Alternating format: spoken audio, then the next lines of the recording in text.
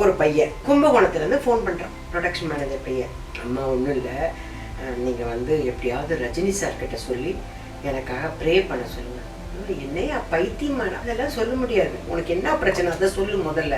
எங்கள் அப்பாவுக்கு சர்ஜரி பண்ணியிருக்காங்க, பைபாஸ். 500 ml நோ பிளட்டு ஊஸ் ஆகிட்டே இருக்கு, ஸ்டாப் ஆகலை.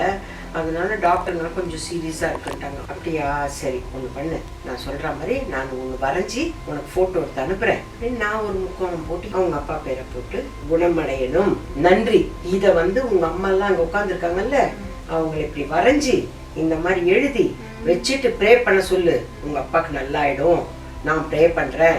அதுக்கப்புறம் ரஜினி சார்கிட்ட எல்லாம் பேச முடியுமாம்மா, இதெல்லாம் நான் போய் ரஜினி சார்கிட்ட நீ பண்ணுடா, நீ பண்ணு, உங்கள் அம்மா பண்ண சொல்லு, உங்கள் சித்தி எல்லாம் இருக்காங்க.